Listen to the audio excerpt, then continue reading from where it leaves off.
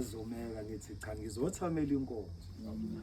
Ngithi nami ngizothamela ngihlabelele nje sigiye inkonzo emnandi kanti ngizophela manqina enyathi ukuthi uzongibeka ngapha. Ngiyambonga kuba uNkulunkulu ukuphepha nje sisuka lesisuka khona sesofika kule ndawo siyilangazelele inkonzo.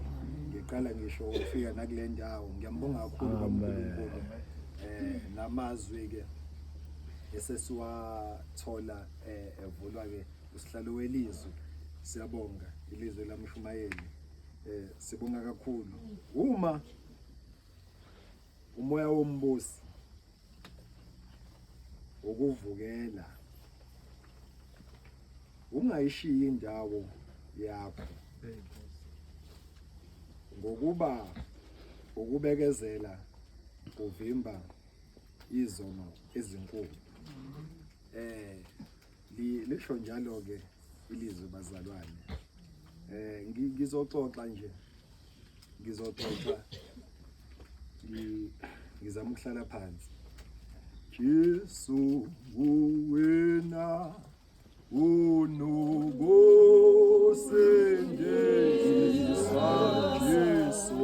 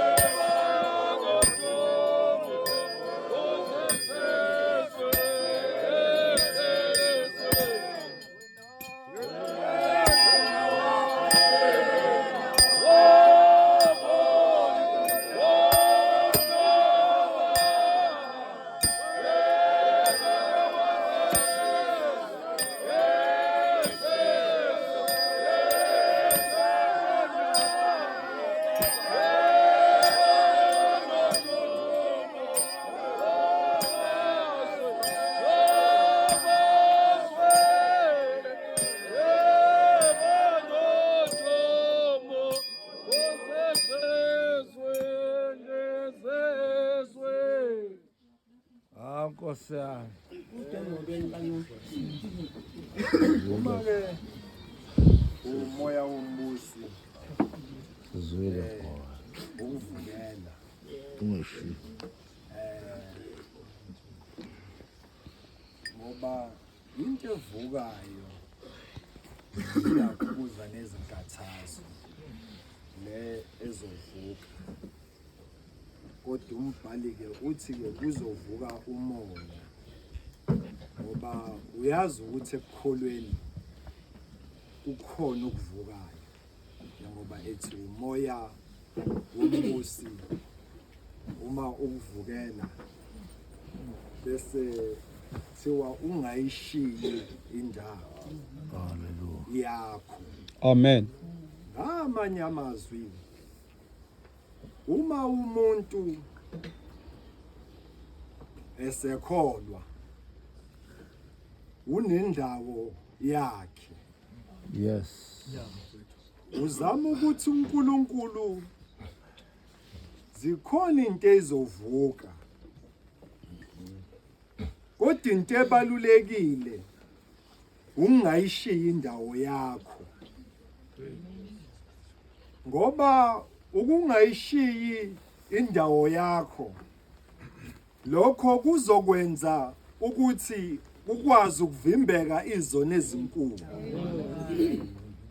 ngoba akunakwenzeka izono ezinkulu zivimbeke uma ushiya indawo.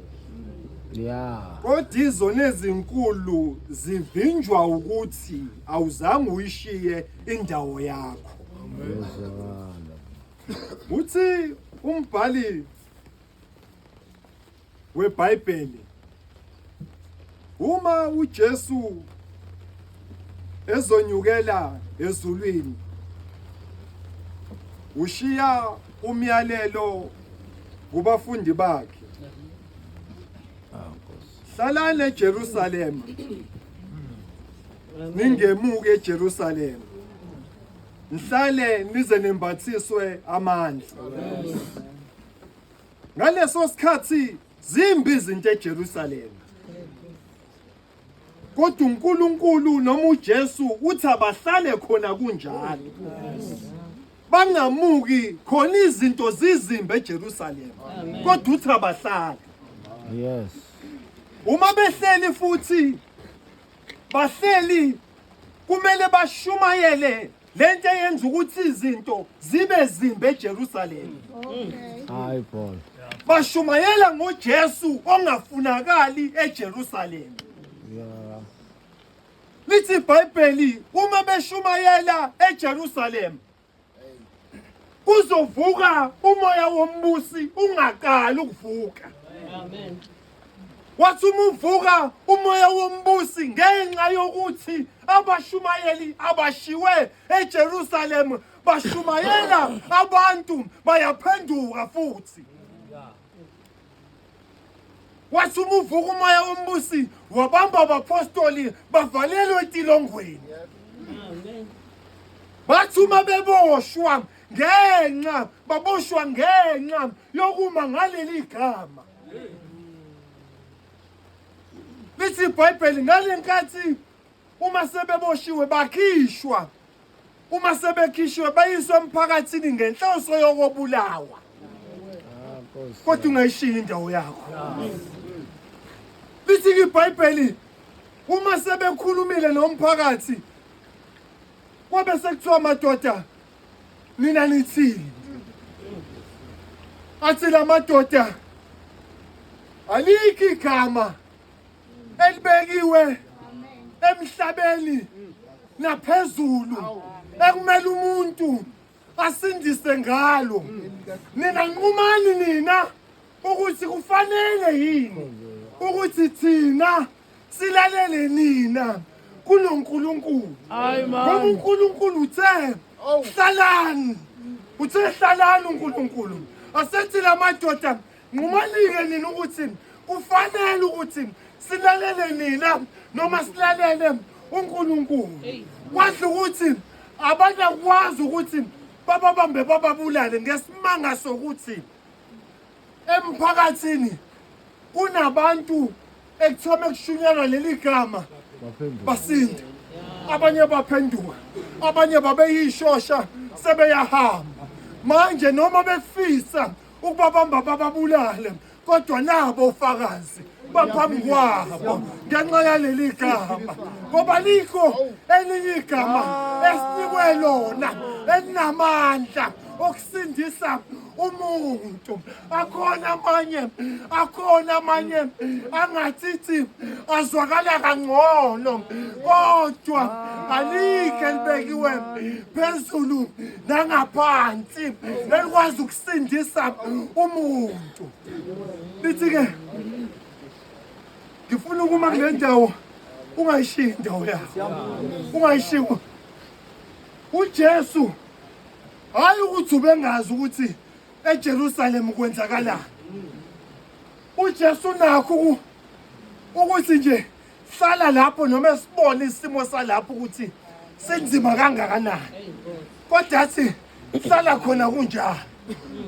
Lithi-ke iBhayibheli adedelwa lamadoda, uma sededeliwe aqhubeka khona la ashumayela leli gama elingafunakala eJerusalem.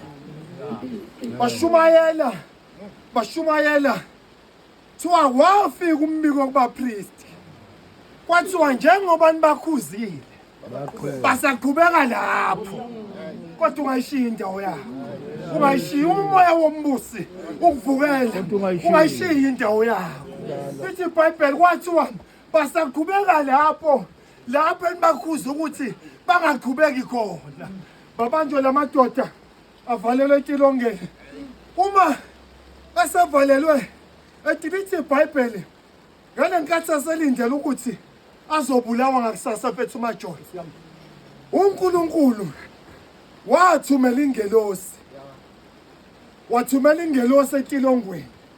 Yafika ingelosi, lithi iBhayibheli yabakhipha entilongweni, yahamba yaphumela nabo ngaphandle.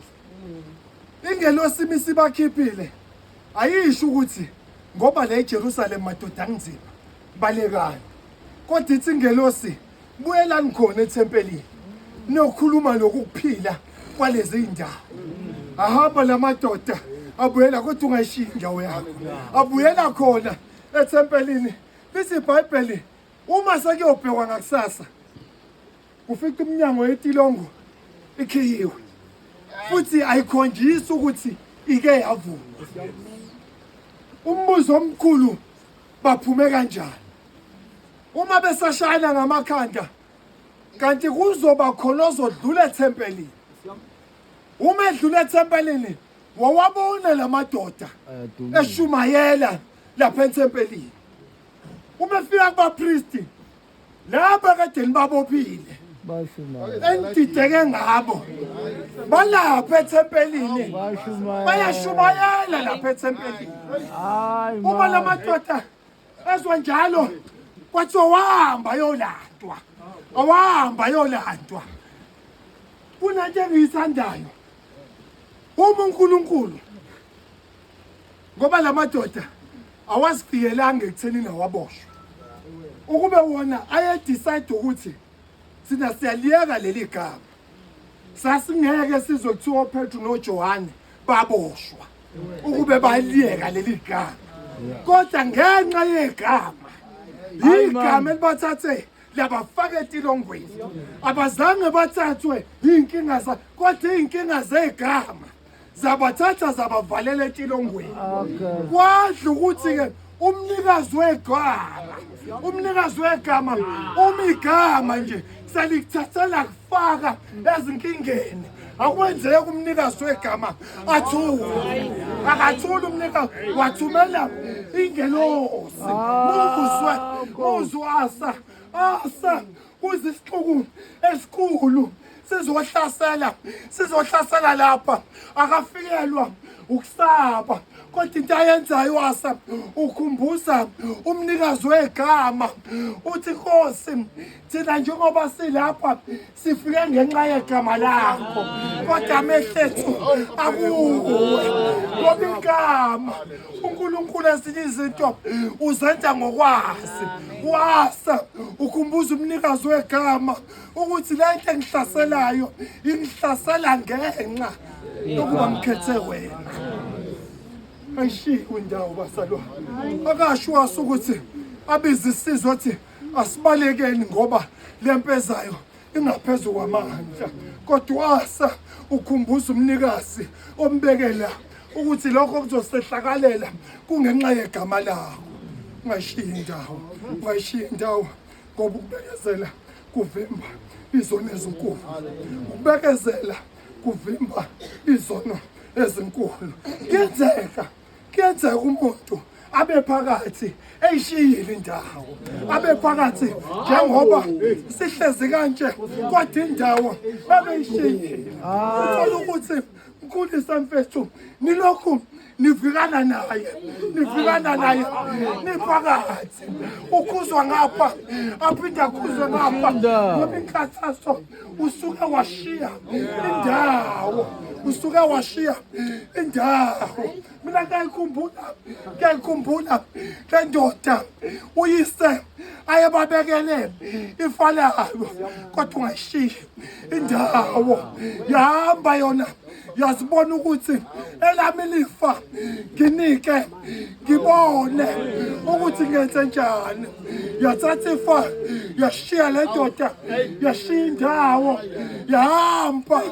yahamba yayodla le mali yayidla kodwa ungayishiyi indawo.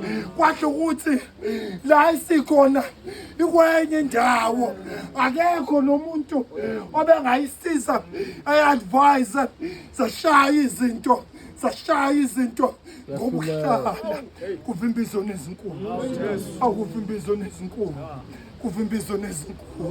ukubekezela akuvimba izona ezinkulu.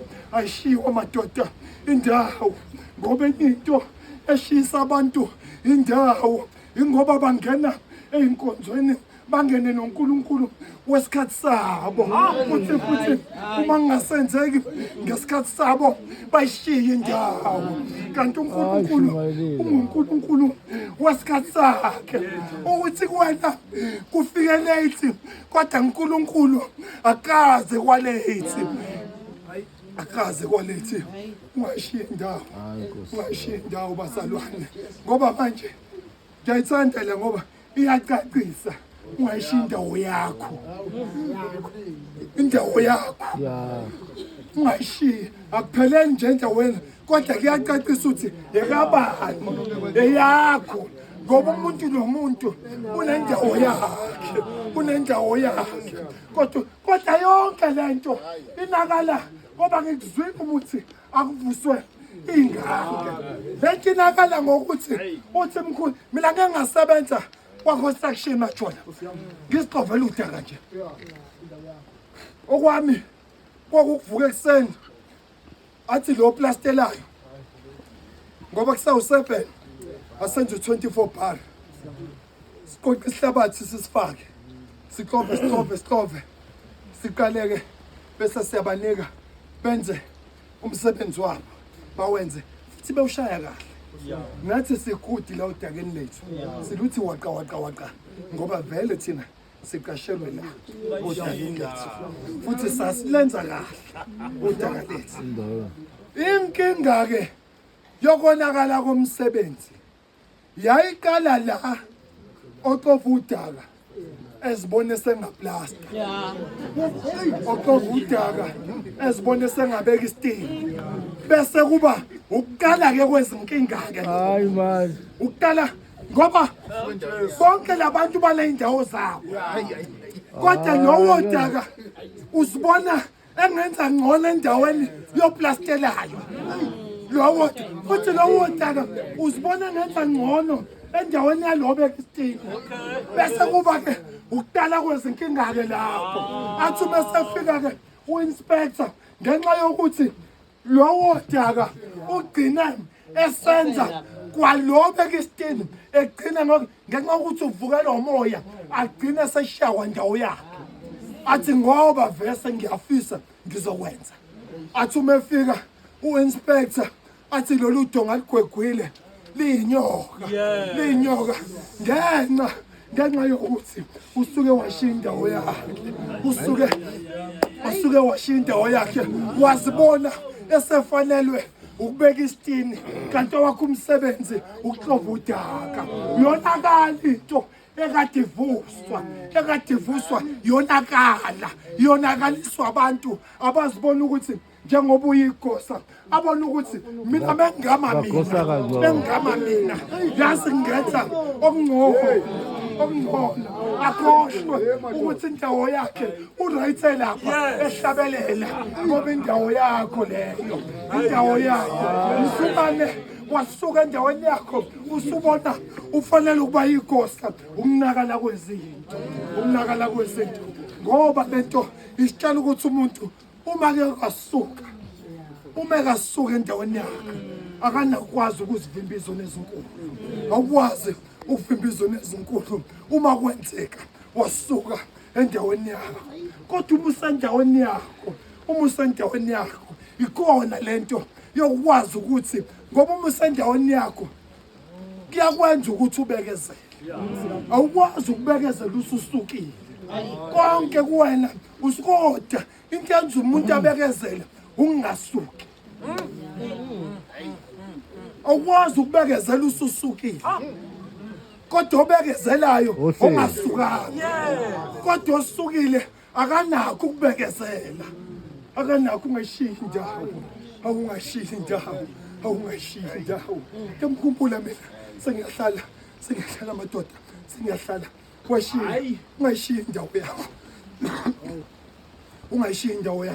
ungayishiya indawo yakho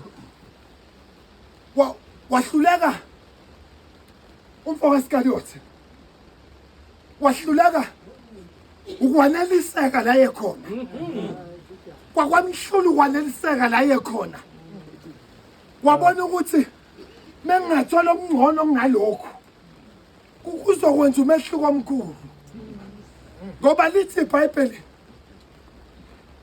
wasuke kwathathwa imali kwenziwa isidingo zabampofu ngenxa yokuthi ke osuke senqanela imali noSathane usuke seduze nje kanje wayibuka lento ebekiwe yena ebekela ukuthi wona nje siqoqele imali cha hlala nje la ekusiqoqeleni imali wabuka ukuthi lento eyenzakalayo angazi noma indlela yokuthi bamgudluze noma wasuka ngenxa yokunganeliseki wabona ukuthi ngingenza okungcono kunalokhu engikwenza manje uma ngithengisa omunye wabethu usuka ke uya kuba priest uma mina ngimkhaphela ngizomnikani uma mina ikholwa leli Jesu behamba nalo kushunyayelwa nayo kuphenduka abantu nayo la baqaphuna esitshele esisodwa uma kudliwa kodwa wakhetha ukusuka endaweni Nkosi yami wakhetha ukusuka endaweni ngoba lento yokuvuka komoya awukho umoya oyofika nje ufike nje kuthiwa kuvuka iswili kodwa iyovuka ngomuntu futhi uma usuvukile umoya wangena kumuntu uvaleka amehlo angabasabona ukuthi umkhulise umfowethu lo ngenxa ukuthi umoya uma usukubambile usuke usufuna lento wasuke uyifuna ngaleso sikhathi ukhohlwa nawe ukuthi ngilapha ngiyasebenza kunomuzi ngasizwa uyena lo muntu uma sekuvuke umoya uma uvala amehlo ubone nje umuntu ongamazi umvukela umoya kumbusi awashiya indawo wathi umeshiya indawo mina nizonginikani nizonginikani mina aweza lapha emhlabeni ziyaguga athi mina nizonginikani ngoba unjalo umuntu ingakho namhlanje kunabantu abathi mina amsoze ngamthemba ngisho udadewethu ngoba ngikule system ngangasitsheni wafundiswa yimina namhlanje waba ngemoto kodwa wangijikela yenze njalo le ndoda kodwa ishiye indawo yakho ungayishiya indawo yakho akuyona yami